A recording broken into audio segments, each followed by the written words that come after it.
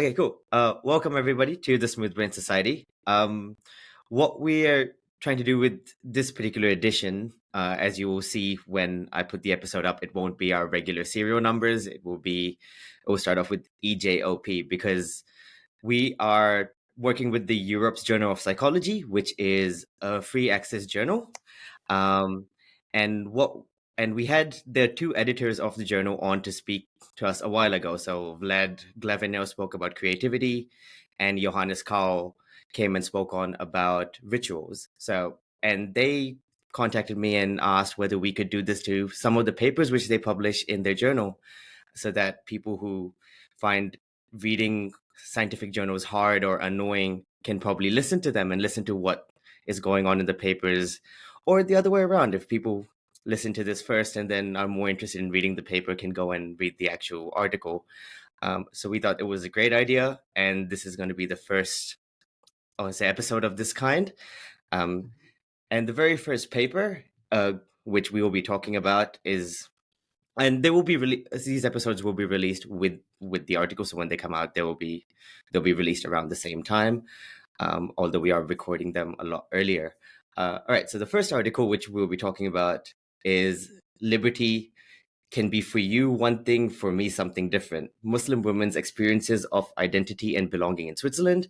And to discuss it, we have one of the authors of the paper, the lead author of the paper, Rachael Loxton, on. Rachael is a counselor, a qualified counselor, and also a qualified yoga instructor. She is currently in San Diego, California, which I will ask the question to her once I welcome her on, as to, one, this seems like a lot of connections here. You're in California. This paper is about Switzerland, and I guess you're explaining it to someone sitting in New Zealand. So could you please kind of... And the second author on the paper is Lisa Jenkins or Yankins? Is that correct? Yankins. Lisa Yankins, who's the associate professor in Nottingham University. And so that's another country which we need to add in here. So if you could probably link all of these together as to your story and background a little bit as to how this came about, why Switzerland was chosen, what you're doing in America now, and just a little bit of a background before we get into the actual paper, that'd be great. So welcome, Rachael. Thank you very much. Yes, definitely we need to link the threads together. So I myself, I've lived in 5 different countries. I was born in the UK. When I wrote the paper, I was living in Switzerland, and also the second author was as well, but she's now relocated to the UK. The interest also came about because prior to living in Switzerland, I was living in the UAE. So I was living in Abu Dhabi and then Dubai for around 8 years. And then even prior to that, I was traveling throughout the Middle East during my early 20s. So I already had a lot of experience in living in Islamic countries. Then coupled with the experiences of going back to Europe, well, I lived in Switzerland, and then the motivation from the paper came from what I experienced from my move from the Middle East back to Europe. Awesome. I also should introduce Alex, because I did not. Alex was, of course, on previously. He is a producer of this podcast, and yeah, he's joining us again for this one. So yeah, thanks, Alex. Sorry, didn't introduce you. No worries. No. I think what's really interesting is that all of us have lived in lots of different countries, which is really fun, which hopefully brings a lot of cool international or perspective to this topic. I'm really excited to get into it. Awesome.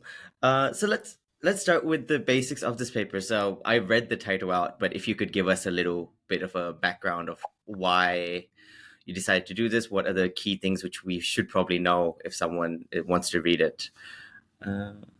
Okay, so the inspiration was during my master's degree, which was in counselling, which I was undertaking in Geneva in Switzerland. And we had a really broad range of topics that we were allowed to discuss. And during the time where I was thinking about which different topics I would like to explore, there was the referendum of the so-called burka ban. What it was, in fact, was it was a referendum on a ban on face covering in public in 2021. And the thing that struck me most about the referendum was the posters and the rhetoric in regards to the political campaign. In my view, they were very provocative. And at the time, I lived very close to Lake Zurich, which is an absolutely beautiful lake. And I'm sure, as both of you know, and as many people know, Switzerland's renowned for its natural beauty. So on one side, I had this beautiful lake and mountains and everything was so beautiful. And then on the other hand, you had these posters, which were all around the city and all around places within Switzerland, which were very menacing. They had Muslim women were depicted in quite a menacing fashion, and the slogan was "Stop Terrorism." And that really struck me and struck a chord with me. And because of my experience of living in the Middle East, which was so different to the way that the Muslim women were being depicted at that time, it encouraged me to become curious as to how Muslim women may feel about this depiction. And that's how the research came about. Yeah, so I'm showing a couple of the pictures which you mentioned on screen, which you sent through to me. So one was, I guess the one which I'm showing right now is a few minarets kind of piercing through the Swiss flag. And it's saying, and the slogan saying "Stop," and someone in a burqa with like menacing looking eyes. Basically, well, that's one for description. And that was actually from 2009. So this was a previous political campaign, and that was for the ban on the construction of new minarets in Switzerland. And let's see if I'm interested because I remember when I was at school, I went to a German school and we did a lot of like European social studies and stuff, and we looked a little bit into Switzerland. As back in, I think in around 2016, we looked at sort of some of this stuff as well because of the rise in Germany of the AfD party and things like that. Because this sort of rhetoric was becoming more widespread. But I'm interested it started as early as 2009. Wow. Did you have a specific time frame you were really looking at around that referendum, or were you considering sort of the whole 21st century, or was it really focused around the referendum period? Yeah, it was focused in the aftermath. So basically in Switzerland, it's known as like direct democracy, where people vote on many initiatives and referendums throughout the year. So this was one that was brought to the people who were allowed to vote in Switzerland, and it was passed. So my interest was the period after this was passed, and also considering the context of the campaign itself and perhaps the reactions to that. But what most interested me is how do the women feel now after this particular campaign, and the interviews that I took were quite fresh after the yes referendum. Mm-hmm. Okay, so just to clarify, the interviews which you took were after this referendum was passed, so after the ban was actually instated. Yeah, it wasn't instated yet, but it was passed, and then when it was on the way to be instated.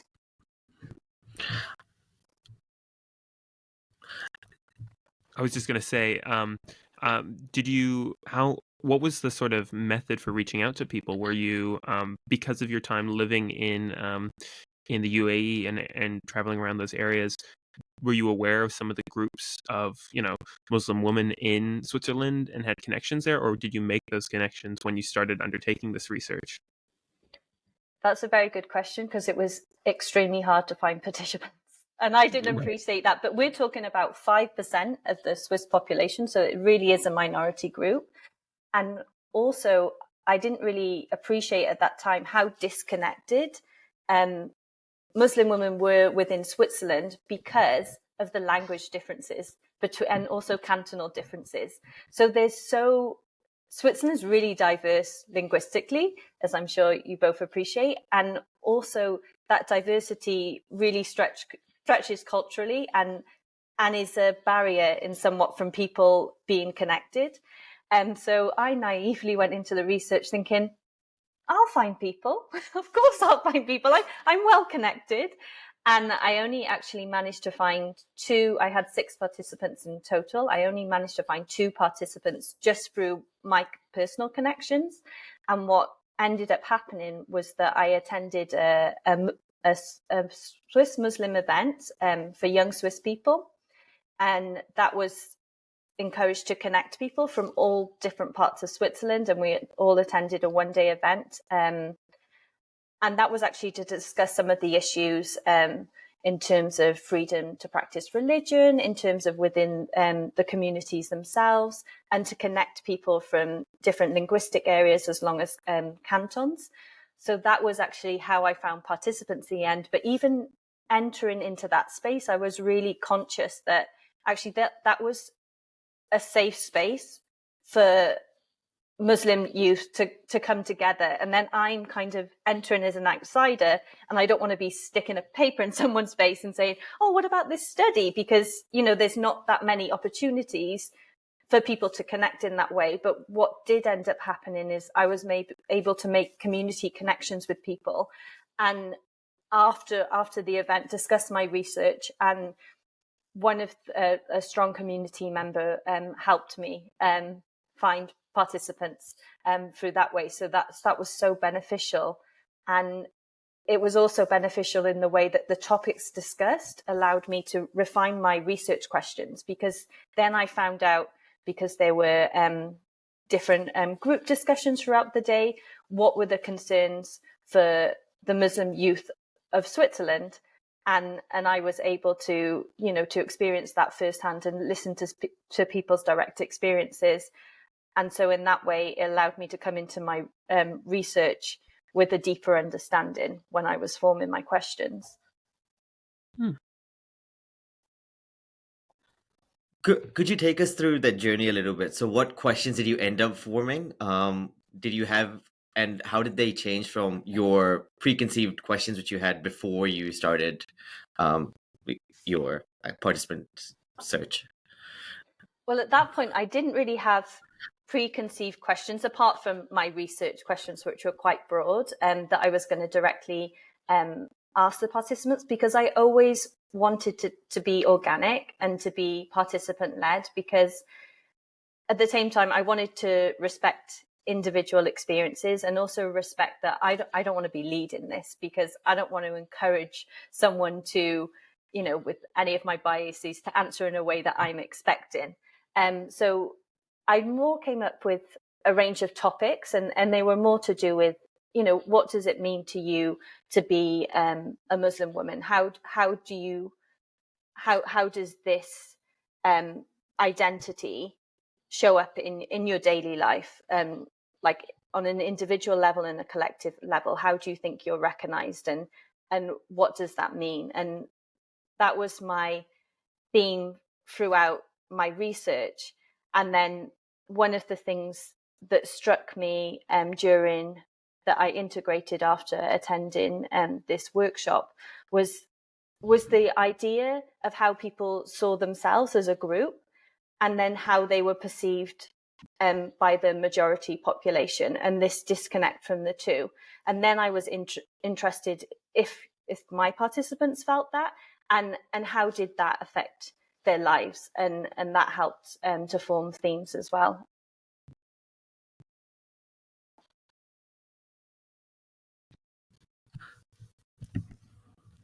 Oh, I was going to say, so what were the big things that you took away? How were people feeling in this direct aftermath of what was quite a, it sounds like it was quite inflammatory in the way that it was being advertised and stuff like that.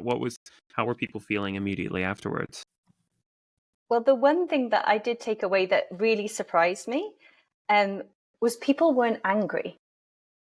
And that really surprised me, because I've been to similar workshops in the UK, for example, and I've seen culturally people react in different ways, but it also struck me about how Swiss I found the people that I was attending to the workshop, because it was also a networking event.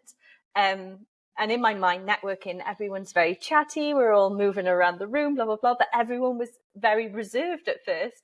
And that made me chuckle a bit, because I was like, yeah, I'm used to, going to Islamic countries with Muslim majority populations, so welcoming.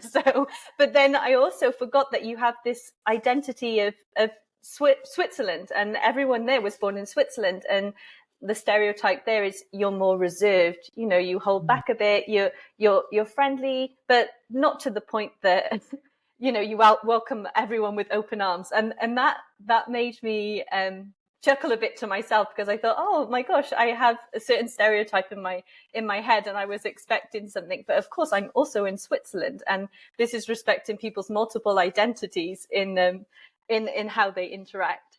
And so that was something. And it was extremely, I'm trying to find the right word, but it was very efficient the whole day. Again, the Swiss stereotype. And even the way people were, labeling, what could we do? It was very practical. It wasn't getting caught up in, because there was a lot of things that were discussed that I found extremely upsetting. And there was examples of people not being allowed to pray. There was no prayer room in their university, so they would be going to stairs where people were walking up. There was no clean and safe space for them to do this. And you really sit there and you feel something as a human being, that I can't believe you're being denied this very basic right that isn't difficult for a university or an institution to provide you with, yet you're being denied that. But instead of kind of centering on that and the injustice, it was like, but this is what we're doing now to progress, and this is how so it was extremely practical in that sense.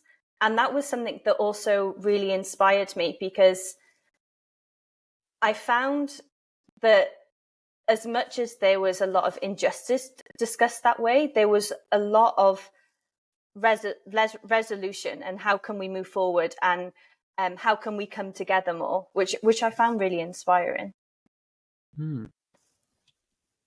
Let's move on to your actual method. So how did the interviews actually take place? Because you said you interviewed 6 people. Right now you're talking about a whole networking event. How did you whittle it down to 6 people? Obviously, I think there's certain things which kind of don't want to share, but generally, how was the whole thing structured? Were they within the 6 people? Were they all from the same community, or were they kind of like spread out around Switzerland? How was it? So I was really fortunate in the member that I'd met at that event helped me diversify my participant pool. So in fact, I ended up having someone from each of the language regions, which was really special. And I think 3 of the participants were connected in some way. So I was really careful about when I gave the pseudonyms, and I also gave the demographic information that I didn't connect the 2, because actually 3 of the participants do know each other, and I wanted to respect their anonymity when I published the paper. The interviews actually took place over Zoom, because we were still during the pandemic. So that was the reason why they were all conducted. I had my camera on, but the participants could choose to have their camera on or off. One participant chose to have it off, but the rest of the women chose to have it on. And I didn't so much as whittle down my participants, because in my time frame because I found it so difficult to find participants, 6 was was all I had in the time frame. I was writing my thesis at the time, and I didn't have so long to complete it, and I would have loved to have been able to have more participants. There was one lady that came to me right at the end, and that was in response to a Facebook post I'd posted a long time before. But I'd already done all of the interviews. I'd already typed them all up, and she was like, "No, please, this is a topic I really like to speak on." So I was like, "Okay." I'm running a bit behind, but we're going to include you because you're so enthusiastic. So that was great. So that's how I came to have my 6 participants who I really appreciate.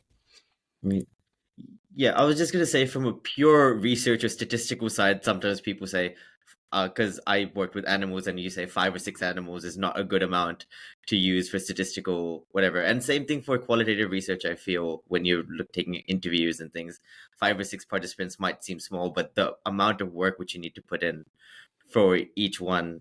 Because how long were the interviews, if I may ask? They averaged just under an hour, but the shortest was 40 minutes and the longest was 90 minutes. But it took me about 4 hours to transcribe each. I did all the transcription myself. And then you have to remember that many of the women who I was speaking to, it might be English is their second language. So even for me to go back and just really take, okay, what were they meaning when they said this? You know, what were we talking about before? Because I don't want to misquote anyone.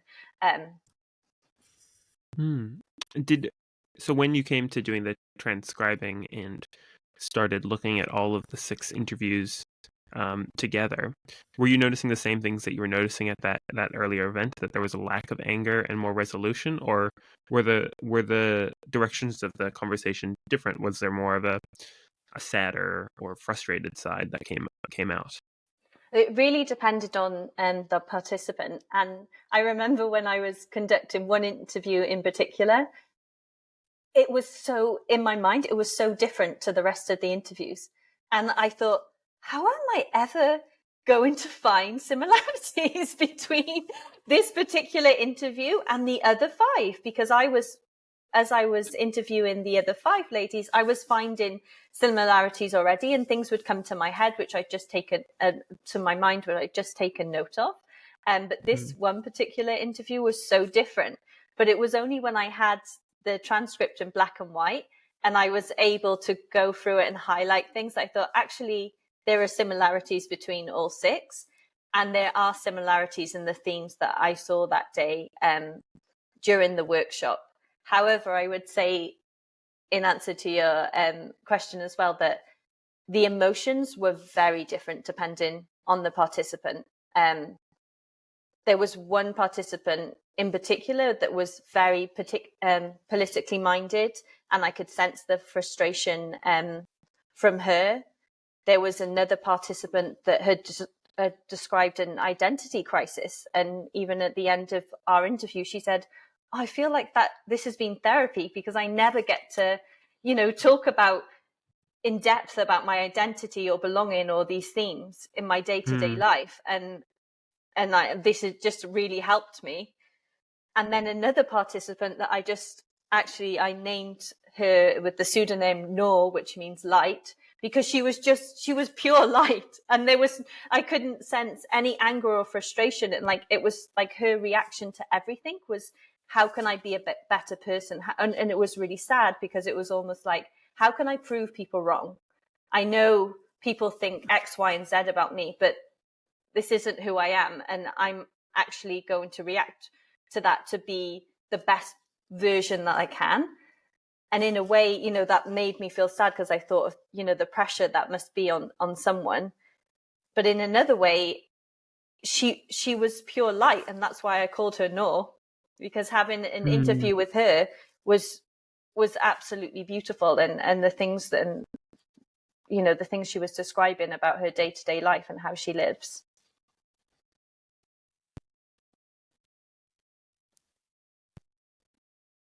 Wow. I feel I don't know. I'm surprised by some of the reactions there. The light makes finding the light in that situation must be very difficult. And it seems like a lot of personal pressure was probably she was feeling a lot of that pressure. That's really interesting. How long did you take to, after the interviews, to go through and find those similarities and draw your conclusions? Like, what was the length of that process like? I wouldn't be able to quote exactly, but I know it was a very long process because Yeah.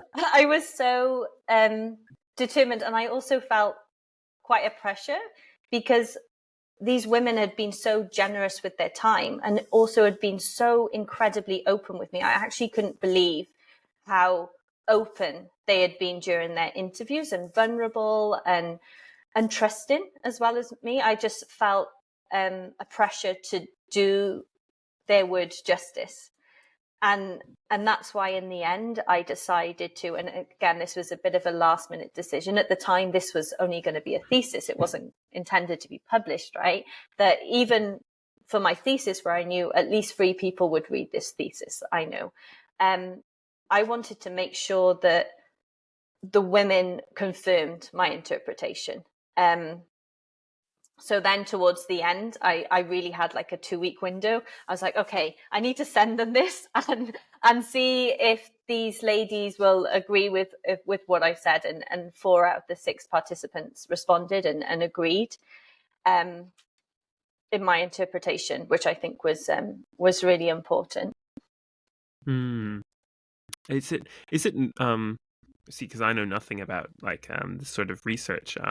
Is it usual to go back with the research and present participants with the findings? I don't know if that or was that a unique practice, I guess, based on the nature of the study?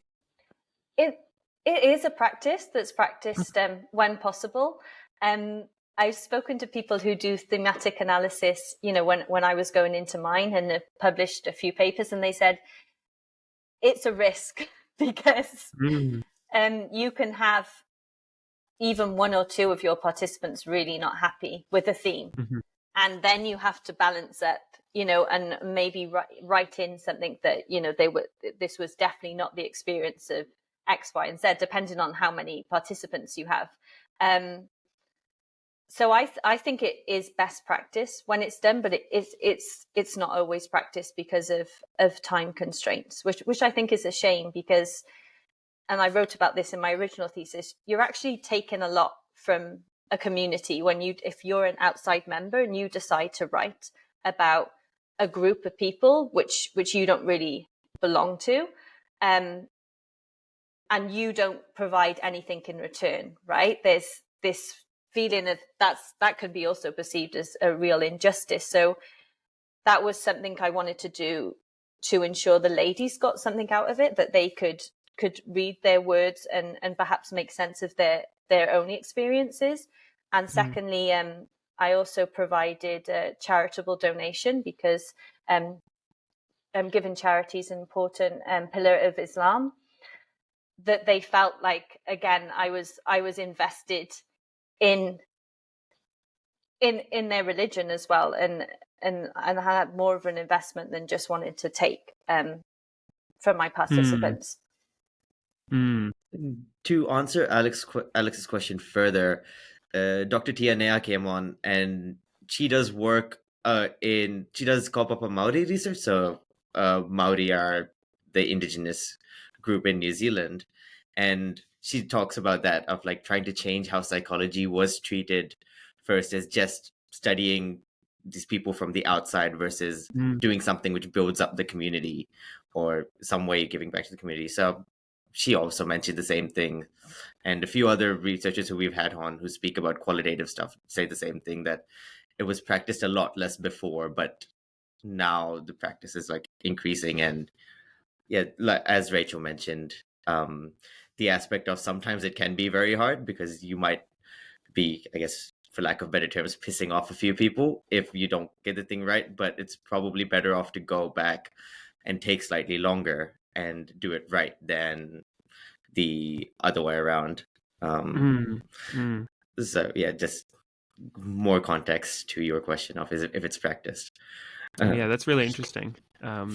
Yeah, I guess I'm really interested what were the things you really concluded from the research what were the interesting connections that you found, and yeah, what was the end process like, I guess? Well, it was really different, interesting because of my 6 participants, and I didn't do this purposely. It's just how my participants came to me.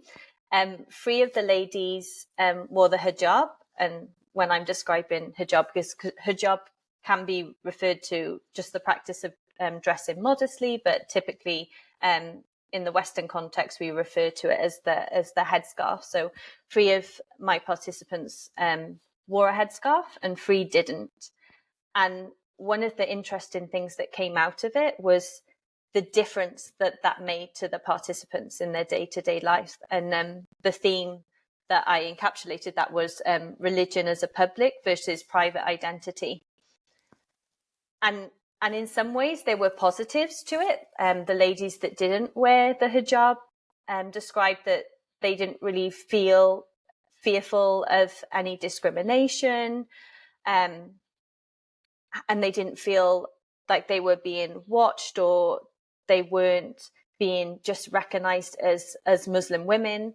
They were more freedom in, there was more freedom in different identities, expressions. However, there was also some frustration that Muslim women you can also be a Muslim woman and not wear the headscarf. There is a diversity, like just in every other religion, in how you practice. So that was really interesting. And then on the other side, the ladies that did wear the hijab, and how they described that they were almost treated as like ambassadors of Islam. And if they said something that people's perceptions were perceived that was not in line with Islam, that was really bizarre. And that was kind of like essentializing, like reducing their identity down to just one component, when they were, just like everyone, we're multifaceted. We have lots of different aspects of identity, and so that was really interesting. Wow. Yeah, I'm so glad that you started with that, because I had just listed down the headings from your results section to ask about each theme, and you spoke about the public versus private identity. Did that the next point which you put up there is Islam and dressing modestly as an expression of gendered liberation. Do both of those? I know you separated them, but do both those tie in together as well? Like you said, the ones who did not practice the Western concept of the hijab, they didn't feel as washed. They didn't feel as ambassadors of the religion as those who did. So does that also tie into liberation as well, or do you separate them because they were two independent kind of concepts you're talking about? Well, with all my themes, I always think there's so much crossover. It's so hard to distinguish them. But with Islam and dressing modestly as expressions of gender liberation, that was really chosen to encapsulate how the women who wore the hijab in particular chose to express their female identity. And for them, covering, or also for the ladies who did not, dressing modestly, that was an act of femininity for them. And that was an act of liberation. And that's often, sadly, in contrast to the proponents of the burka ban, for instance. That's in contrast to the whole argument of women being oppressed and forced to wear it. Actually, that was their choice. And in choosing to dress in this way, that was an act of liberation for them. And I was actually quite struck, just on a personal level, although I didn't include it in my research, that that's also a really brave thing to do. If you're living in a country where that's thought of as a certain way, and that's a symbol of something, that you don't, no one wants to be thought of as oppressed, but you choose, because of your relationship with your religion and because of your beliefs, you choose to defy that and go out every single day knowing that people may have biases and prejudice towards you for no other reason than some clothing. that's incredibly brave. And in stepping into that courage and bravery, I imagine that's also incredibly liberating to do. So yeah, that was along that theme. That's very interesting. I feel like there is definitely that sort of perception of these items of clothing as oppressive, and then actually for it to be the other way around, as it's a liberating choice, is really a fascinating conclusion that I don't think the proponents of the ban would have expected. And maybe, yeah, I don't know if it would make them reconsider their position, but you can hope maybe that they could see it from a different perspective. Yeah, because it's just, very hypocritical to try and liberate a group by enforcing a restriction on them, and this kind of this wasn't lost on the participants, how ridiculous this argument is. And that, when you live in a country in Europe, there's laws to protect people from being, abused in a way and being told to what to wear and things like this, in terms of, the argument that women are forced to wear this by men. So yeah, that wasn't lost on the participants, like how ridiculous this argument actually was. Wow. Do you think so? Because you've lived in more Middle Eastern countries, you've traveled the Middle East quite a lot. I feel the idea of the ban, or the idea of this being an oppressive thing, comes from some of the laws which you see in such countries. So, for example, when I went to Iran last year, a woman had to have a headscarf on at all times. So things like that. So I saw everybody. So I was in this flight, and as the flight landed, all the women started putting headscarves on, which they didn't earlier. So, do you think that the oppressive idea comes from like overall laws from certain countries, more than each individual? I've also experienced that when I've traveled to Iran. It's very interesting and obviously I was one of the ladies donning the headscarf. I think it goes deeper than that, and I think this is a stereotype that's existed for centuries, and it comes from a very Orientalism perspective that it's a very othering that sees a group of people as more barbaric and another group of people as more superior, and this is why, because they do this and this and this is how they treat their women, and these people are oppressed, but we are enlightened because we act in a certain way. And of course, the argument of telling women what to wear, you can also use it in Iran, right? That there shouldn't be a law legislation on women's dress regardless of the country, because when we really boil down to it, that's what we're legislating right now is what women can wear. And it's the same whether you're in Switzerland or it's the same whether you're in Iran. There's a restriction, like either you have to wear a certain garment or you're not allowed to. And I think we saw that in European countries with the bikini, where police were actually going up to women and telling them to undress. And it really is that ridiculous. And when I kind of think about it on that level, like it's a feminist issue, and it's a worldwide issue. So I really do see it as two of the same. If you go to a country and you're enforced to cover or wear a certain garment, or if you go to a country and you're equally enforced to remove that same garment, it's part of the same argument. That's how I see it anyway. Yeah, there's definitely a freedom of expression sort of element there, right? And religious freedom or other sorts of freedom, I guess, there as well. Now, unlike Sahir, I haven't read through the whole paper, but I noticed in the abstract you mentioned that the findings are presented as guidance towards counselors who work in Switzerland, and so that seems like a really practical application or sort of a very practical end to the research. Why did you choose to do to present it specifically to counselors? And what are you hoping changes or is adjusted in their practice when they're working with Muslim women post this ban? Well, firstly, I had to because I was on a counselling master's, if I'm quite honest. But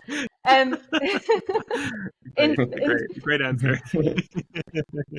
But in terms of, because actually when I first approached this idea to Liza, she said to me, that's a great idea, but you need to make it very relevant to your master's degree. And I said, absolutely. But to me, these themes and any political accent that targets a group is relevant, because if we think of it in a very upstream process, like I don't want to be a counsellor that just catches people down the end of the stream and sees all of these, mental health disorders as a result of discrimination, of oppression, because we know that. And if we look at any research finding, we know that these are great risks to people's mental health. So I don't just want to be catching people at the end. I want to be at the upstream, and I want to be making difference at the very beginning, so people don't have to endure that to later seek help.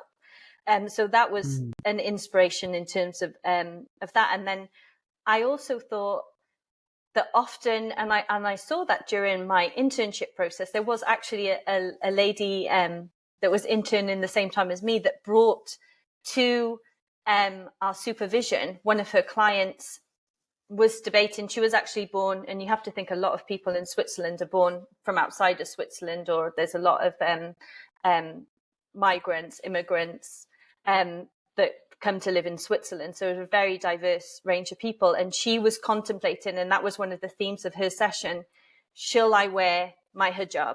I'm going into a professional space after I finish my qualification, and is this going to restrict me in the space that I'm going to professionally? So it was also already coming up in my internship. So I thought that would be a very practical part of my research. Obviously I had to, but equally, I think for my fellow counsellors, it could be very beneficial.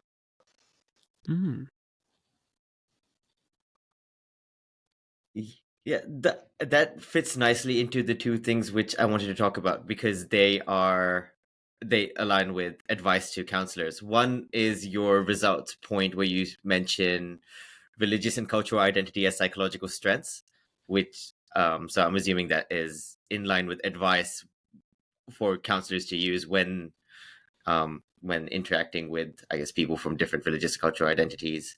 And the other one was the Swiss identity, the idea, the sharing the sense of Swiss identity and sameness, because I guess that also fits into your advice to counselors more than in the same sort of way, because you're kind of juggling their own cultural identity, religious identity, and I guess the Swiss cultural identity as well, and the regions within Switzerland and their specific identities. So could you enlighten us about what you saw in these regards in your research, and what kind of outcomes you think would help counselors? Yeah, in regards to strengths, I think, and one thing I found as working as a counsellor, identities can be a huge strength in the counselling room. And often, and I wrote this in my paper, like we as counsellors were always asked to check our own belief system, our own values, our own biases, because we all have them. And one thing in regards to this, Orientalist perspective, we are fed through media, through the films we watch, through the conversations we have, through the news, that's how the news is framed. We are all processing this information. So whether we think explicitly we had these prejudices, we do. And they can be internalized by us, but they can also be internalized by our clients, even if they belong to this particular group. And in terms of assessing these identities as strengths, is that you can really draw on the strength of an identity of the person, and that can become their strength through hardship, that can become their resilience. I'm just going to give like an example of someone I was seeing not so long ago who was from a very working class background.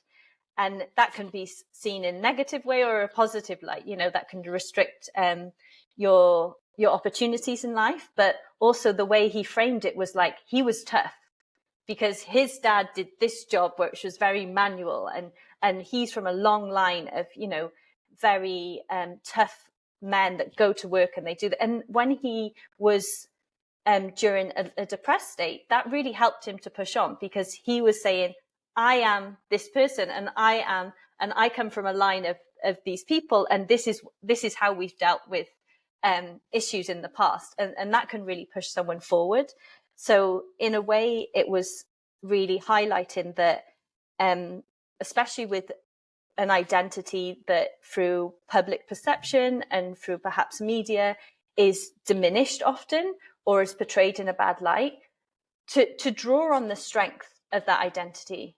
What does that mean to you? What have you been taught about being this specific identity? And how can this help you now through what you're facing at the moment, through this adversity? And that came out really strongly during the interviews. And in terms of the sameness, sharing a sense of Swiss identity through sameness is also recognizing that no one is just one thing. So even if you're drawing on this one identity and that's very strong and that's, giving you resilience and that's really keeping you up at this time, you're never just one thing. So also recognizing that in a room with someone, not focusing just solely on, what you see in a person, which is often with Muslim women, if they have the headscarf, people just stop seeing anything else. Like that, there's more to anyone than just one single identity. So it was kind of integrating the two. That yes, identity can be used as a really strong foundation and a strength, but equally, we never want to reduce anyone to a single part of themselves. We want to recognize that there's multiple layers to everyone. Hmm. I think that studies like this, I can totally see how they would be really beneficial to counselors who are working with these really intersecting identities, and maybe identities that are like you mentioned, the 5% of the total population of Switzerland, quite a minority, and so they might not have a huge amount of experience in working with people from this background. And I think I can totally see how having an understanding of how those identities compound and build off each other and how they make up a person could definitely shape that sort of practice and how you're working with someone to help in situations where they need it. Do you think this process has changed a lot of how you go about your counseling work? Did you learn anything about your own practice that surprised you or caught you off guard, I guess? I think it was really a good opportunity for me to really question my own biases as well. And I think I'm really lucky that, I'm fortunate that I lived in the Middle East. I'm from a city in Wales, Cardiff, which is very multicultural. So I was so fortunate that I was exposed to all different cultures throughout my life. But also some things during the interviews surprised me. And then that provided me with an opportunity to reflect on, okay, why did that surprise me? What was my belief then that this person was going to say? Why would that surprise me? And I know one thing in particular that was so interesting when a participant surprised that I thought, oh my gosh, I do that. She wears the hijab, and she said that naturally she notices since she started wearing the hijab that people take a step back from her. People don't come too close. And she said that was along the lines of offering her protection, and she liked that. And that particularly men didn't. And I was like, oh, okay. And then when I thought about it, I thought, actually, I'm so used to seeing women wearing all sorts of religious garments when I was in the UAE. And I take a step back, and even how I approach someone is different. And why is that? And is that always, beneficial to me and to the person? Why am I doing that? So there was a lot of things in regards to like very personally, and then regarding my counselling space and sessions, I really think it strengthened my idea, which I already had, that actually belonging and identity are really important concepts in a counselling room, and not to the point to just skirt around, but explicitly mention, like what communities do you feel you belong to? We all need to be connected, right? And what is your identity? What do you stand for? What are your values? And exploring those with people can really help people through some tough times. So that's what I took from it. Wow. Yeah, definitely. I can see how you have to reassess your own position after going through like a research process like this. And it's interesting how even after so long, I mean, I grew up in Singapore, and even still, I have my own biases from cultural, what do you call it? Things that I've been exposed to, and then having to assess why I think in certain ways. It's an ongoing process, right? Yeah, Definitely. yeah.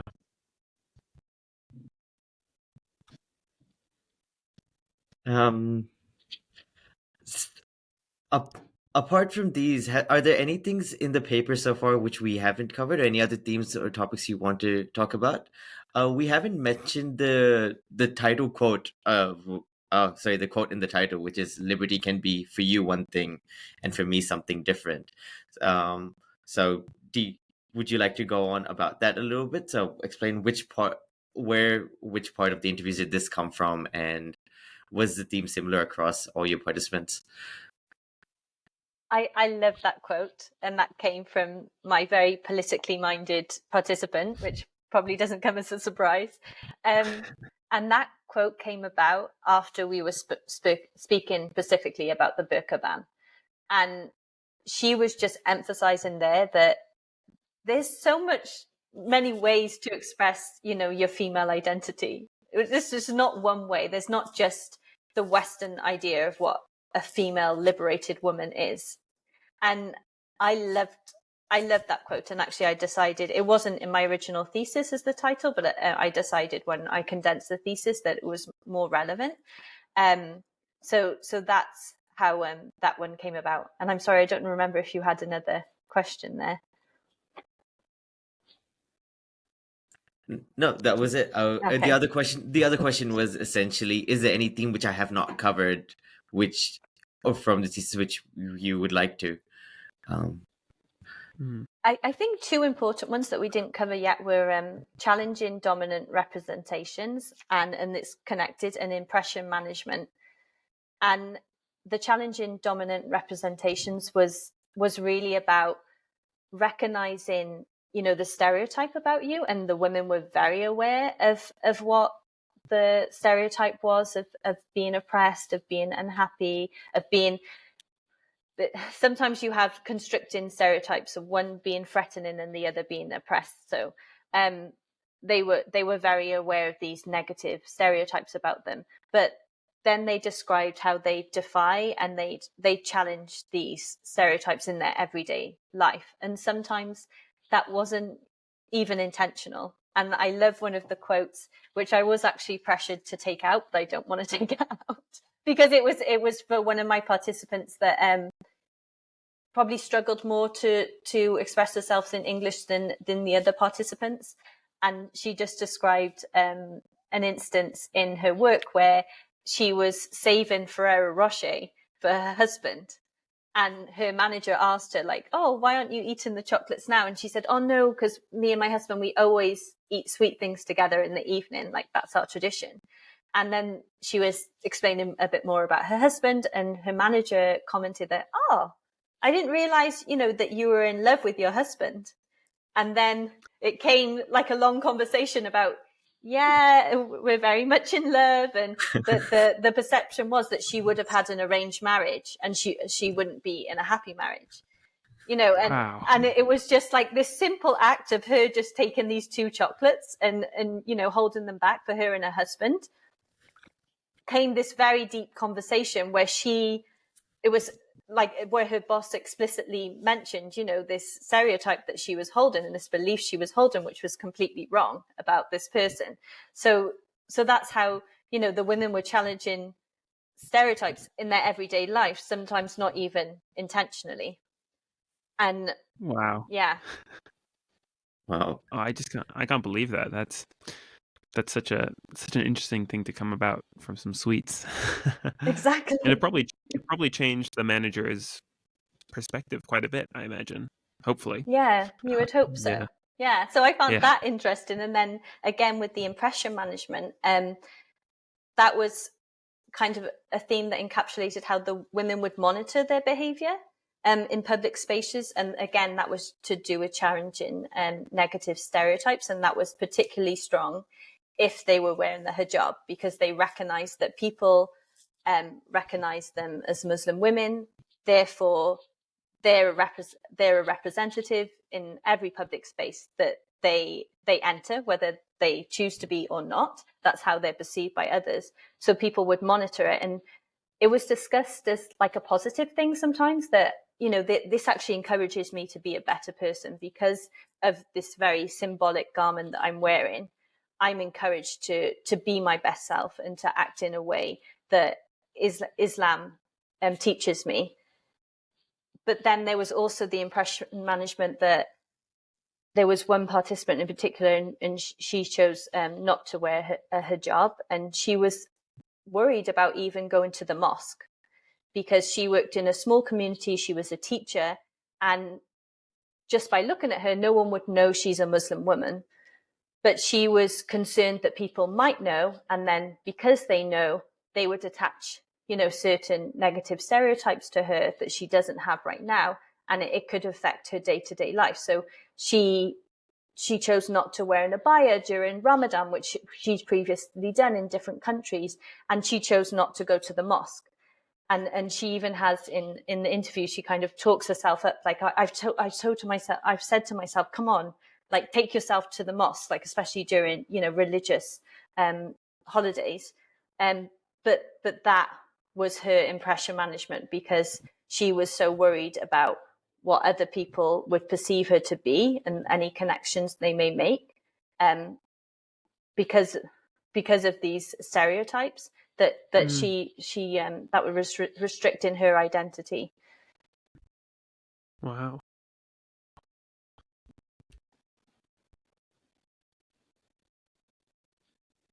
No, I find that a very common battle among my friends. So I did high school in India, and then a lot of people have gone overseas. Met and I have friends who come when we did undergrad here, who've come from Indonesia, who've come from Maldives, and then they changed their behaviors completely to what it would have been back home. Some maintain them, some alter them, so on and so forth, and then they change them back when they go back. And they all mention different reasons for it. Some say because they don't feel comfortable doing it here. Others, but it echoes the same sentiments of that fear of being judged in negative ways, particularly. And it's interesting with the research regarding that, right? Because why it is such an important topic is because we know that identity expression is also linked to affirmative mental health. So the freedom to express your identity, and that identity reduction is again linked to maladaptive mental health. So this, even though sometimes it seems like a superficial thing, not so much in the the instances we're talking about, but it can be in terms of identity restriction, that actually it can have negative repercussions, and it is important to have that freedom of expression. So I think your work is more than just advice to counselors. I think it's just advice to everyone. Yeah. On that note, because we've been recording for an hour, can we talk about like some of the other conclusions which you had? Were there any broader conclusions you'd like to talk about from your work? Because I feel we've gone through a background of methods, of results, your key themes, and about counselors, but were there any other key conclusions you wanted to talk about? I think we've covered them. I think Most of them, yeah, through conversation. That's awesome. In that case, because Europe's Journal asked me to do this, I will need to put you on the spot for a 2 or 3 minute spiel where you kind of give a verbal abstract, a verbal summary of your paper, so that we can clip it out and use it. I know we've been talking about it for an hour, so this is like a condensed kind of key thing. So we'll give you the floor, and maybe you can give, if anybody had only a minute or 2 minutes to like quickly listen to what you had to say or what the paper was about. Yeah, a 2-minute thesis per se. Floor is yours. Okay, Ro, you're not going to lie about putting me on the spot. So this paper is exploring identity construction and sense of belonging of Muslim women in Switzerland. It was written in the aftermath of the so-called burka ban, which was a ban on public face coverings in 2021. However, it's nicknamed the burka ban because it focused on Muslim women's garments, in particular the niqab and the burka. And it's exploring how Muslim women in Switzerland construct their identity, and how they also experience a sense of belonging. And the themes that I found in relation to identity construction was religion as a public versus private identity. And this theme encapsulates the difference in treatment between women who wore the hijab and women who did not. And the women who wore the hijab were publicly recognized as only Muslim women. And in contrast, the participant who did not and were reported that their religious identity was often not acknowledged by others. And then we had Islam and dressing modestly as expressions of gendered liberation. And that was in contrast to the oppressed Muslim women's stereotype. The women reported that their faith and decision to dress modestly felt liberating, and that liberation was discussed in relation to their gendered identity. And then also sharing a sense of Swiss identity through sameness. And the participants described sharing a sense of Swiss identity through sameness. And sameness was defined as sharing cultural traits and experiences. And then regards to belonging, there was challenging dominant representation. And this theme described how the women defied and challenged negative dominant representations in their everyday life. And then religious and cultural identity as psychological strengths, which was when the interviewees felt at ease discussing their strengths, and sometimes they were attributed to the women's Islamic faith and others through hardships they faced as a minority groups. And also impression management, where the participants reported monitoring their behavior to challenge negative stereotypes and fit into the dominant society. Awesome. A little bit longer than 2 minutes. I'm sorry. No. That's great. That's a very hard thing to do. I could not do that. I could not do that with my work. That was very impressive. No, so that's the whole thing. The last thing which we do it with every guest. And it has nothing to do with your with your research. It's just it's just general, a few rapid fire questions. I should actually send Alex these so he can ask the other half of them. Yes, we haven't done this online yet. Yeah, we haven't done this online. We had this in person. So, one sec. Yeah, so it's more on the spot answers. I'm ready. But they're all fun ones. Looking for short answers, first thing that comes to your mind, sort of thing. Yeah. I've really enjoyed the discussion about your research, though. I think it's really, really interesting.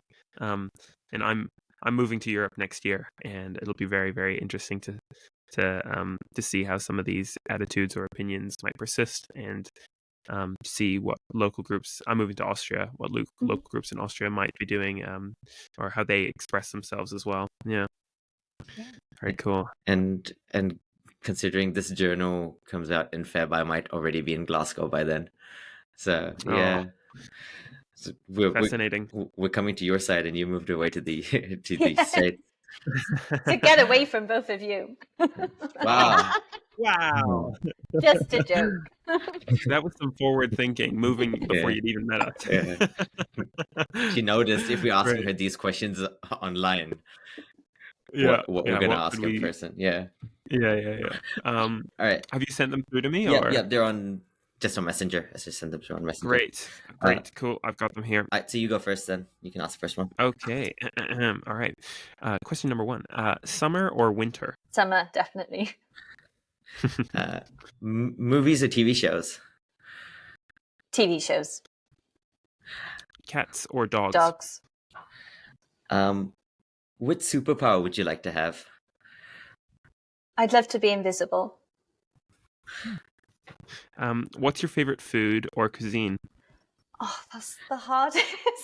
That's the hardest question you've asked me the whole podcast.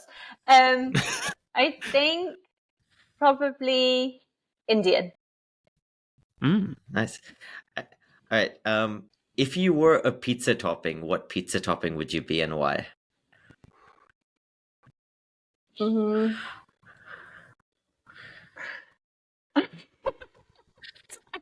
This is a question I've never thought about in my whole entire life. That's a good one.